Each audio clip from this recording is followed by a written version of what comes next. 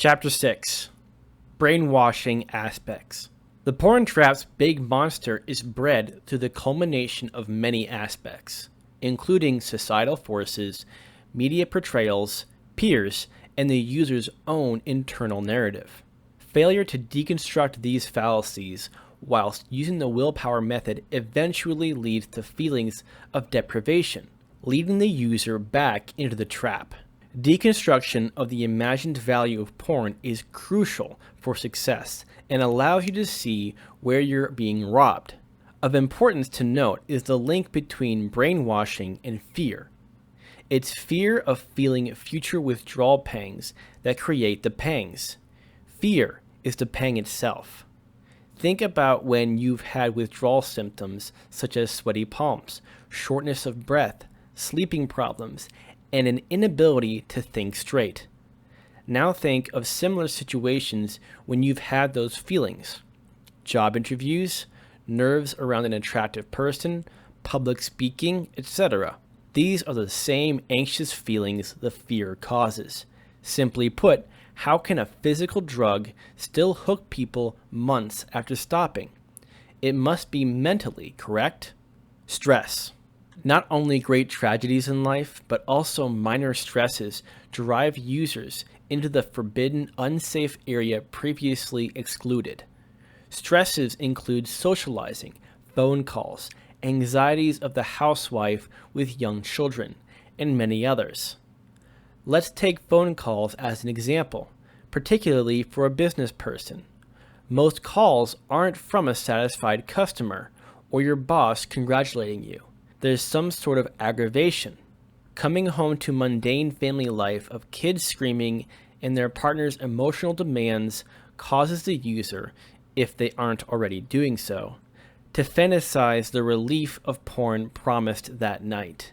They unconsciously suffer withdrawal pangs, de-stressors, weakened and unprepared for additional aggravation, partially relieving the pangs at the same time as normal stress.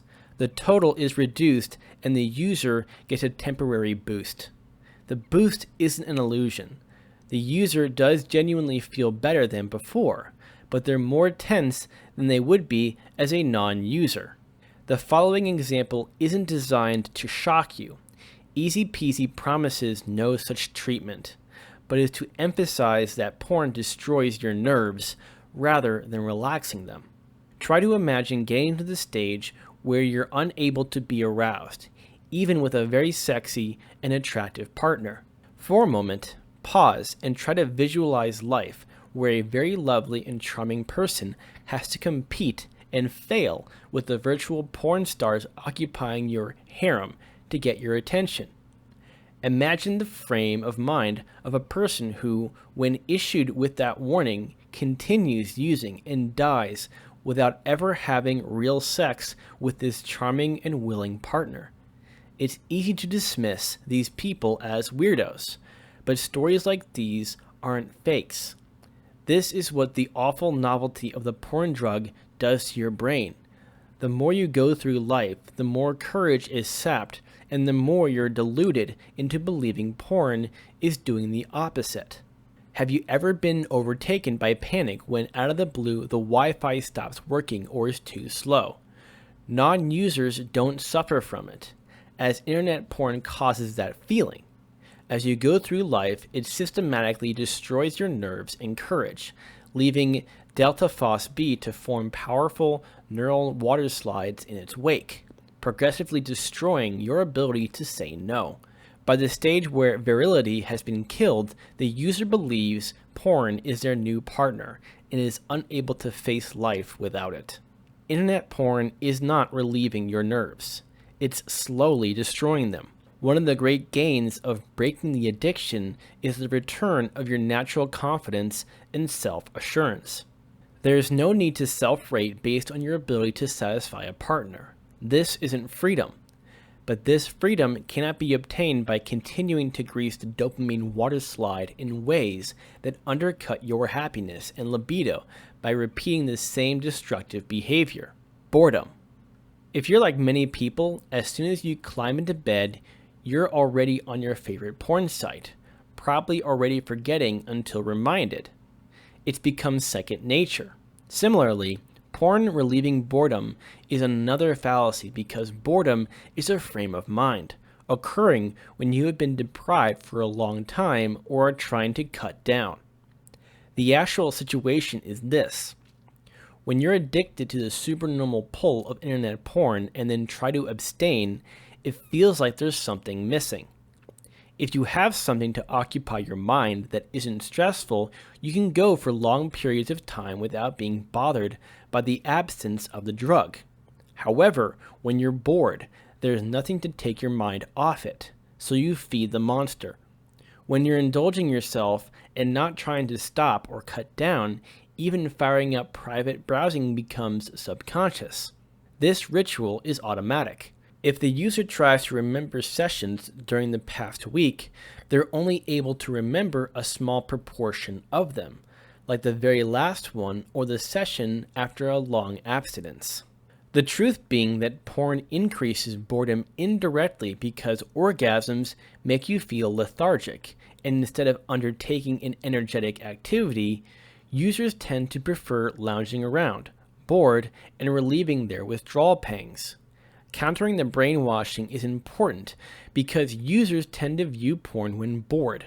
Our brains wired to interpret porn as interesting. Similarly, we've also been brainwashed into believing sex, even bad sex, aids relaxation.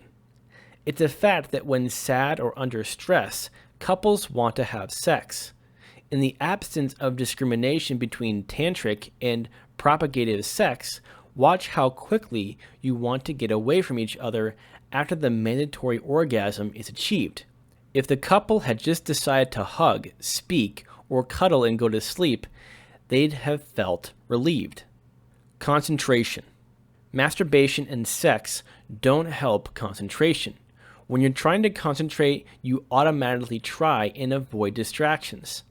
Therefore, when a user wants to concentrate, they don't even think, automatically opening the browser, feeding the little monster, and partially ending the craving. They get on with the matter at hand, already forgetting they have viewed porn. After years of dopamine flooding, the neurological changes affect abilities such as accessing information, planning, and impulse control. You're also driven to provide novelty for the next session, as the same stuff no longer generates enough dopamine and opioids. So, you will have to roam the internet streets for novelty, fighting the pull to cross the line towards shocking material, which in turn generates more stress and leaves you unfulfilled after finishing. Concentration is also adversely affected as the dopamine receptors are culled due to natural tolerance to the large surges, reducing the benefit of smaller dopamine boosts from natural de-stressors. Your concentration and inspiration will be greatly boosted as this process is reduced. For many, it is the concentration aspect that prevents them from succeeding with the willpower method.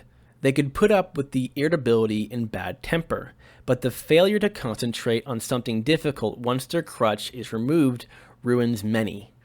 Loss of concentration that users suffer when trying to escape isn't due to the absence of sex, let alone porn.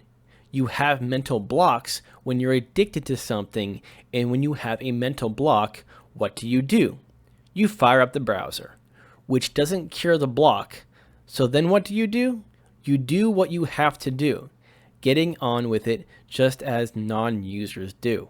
When you're a user, nothing is blamed on the cause. Users never have sexual dysfunction, just occasional downtime. The moment you stop using, everything that goes wrong is blamed on the reason you stopped. Now, when you have a mental block, instead of just getting on with it, you begin to say, if only I could check my harem now, it would solve all my problems. You then begin to question your decision to quit and escape from the slavery. If you believe that porn is a genuine aid to concentration, worrying about it will guarantee that you will be unable to concentrate. Doubt, not the physical withdrawal pangs, creates the problem. Always remember, it's the user who suffers pangs, not non-users. Relaxation. Most users think that porn helps them to relax. It doesn't. The frantic search to get the fix in those dark alleys of the internet, and the internal struggle of straining at the leash to cross the red line certainly doesn't sound like a very relaxing activity. As night rolls in after a trip to a new place or a long day, we sit down to relax, relieving our hunger, thirst, and are completely satisfied. The user is not, as they have another hunger to satisfy. Users think of porn as the icing on the cake, but in actuality, it's the little monster that needs feeding. The truth is that the addict can never be completely satisfied, and going through life, it gets exponentially worse. Take one online comment from an ex-user. Quote, "I really believed that I had an evil demon in my makeup. I now know that I had. However, it wasn't some inherent flaw in my character, but the little inherent porn monster that was creating the problem. During those times, I thought I had all the problems in the world, but when I look back on my life, I wonder where all the great stress was. In everything else in my life, I was in control. Only thing controlling me was porn slavery. The sad thing is that even today, I can't convince my children that it was the slavery that caused me to be so irritable." End quote. Every time I hear porn addicts trying to justify their addiction, the message is, "Oh, it helps me to relax." Take the online account of a single dad whose 6-year-old son wanted to share his bed the night after a scary movie. But the dad would refuse so that he could have his session and edge for hours. Here is another smoking analogy. A couple of years ago, adoption authorities threatened to prevent smokers from adopting children. A man rang up, irate. "You are completely wrong," he said. "I can remember when I was a child. If I had a contentious matter to raise with my mother, I would wait until she lit a cigarette because she was more relaxed then. Why couldn't the man talk to his mother when she wasn't smoking a cigarette? Why are some users so stressed when they are not getting their fix, even after real sex?" One story online details a man working in the advertising field having 9s and 10s open for dates at any time, but lost interest in taking them out to dinner as internet porn was far easier, involved no restaurant spending, and had no possibility of a no from his date at the end of the evening. Why be bothered when his little monster keeps him craving the low-risk, high-reward scheme at his fingertips upon reaching home? Why are non-users completely relaxed then? Why are users not able to relax without a fix for a day or two? Read about the experience of a user taking the abstinence oath and quitting, and you will notice the struggle with temptations, clearly not relaxed at all when no longer allowed to have the only pleasure they are entitled to enjoy. They have forgotten what it's like to be completely relaxed. Porn can be likened to a fly being caught in a pitcher plant. To begin with, the fly is eating the nectar, but at some imperceptible stage, the plant begins to eat the fly. Isn't it time you climbed out of the plant? Energy. Most users are aware of the progressive effects of porn's novelty and the escalation seeking has on their brain's reward and sexual systems. However, they aren't aware of the effect it has on their energy level. One of the porn trap's subtleties is that the effects it has upon us both physically and mentally happen so gradually and imperceptually that we remain unaware of them and instead regard withdrawal as normal. The effect is similar to that of bad eating habits. We look at people who are grossly overweight and wonder how they could have possibly allowed themselves to reach that state. But suppose that it happened overnight. You went to bed trim, rippling with muscles, and not an ounce of fat on your body, and awoke to find yourself fat, bloated, and pot-bellied. Instead of waking up feeling fully rested and full of energy, you feel miserable, lethargic, and barely able to open your eyes. You would be panic-stricken, wondering what awful disease you had contracted overnight, and yet the disease is exactly the same. The fact it took you 20 years to arrive there is irrelevant. Porn is the same.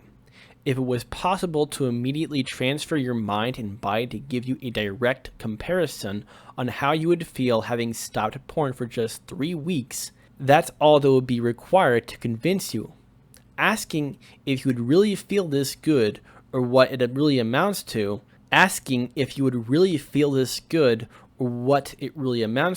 quote, had I really sunk that low, end quote. You wouldn't just feel healthier with more energy, but sprouting far more confidence and a heightened ability to concentrate. Lack of energy, tiredness, and everything related to it is nicely swept under the rug of getting older.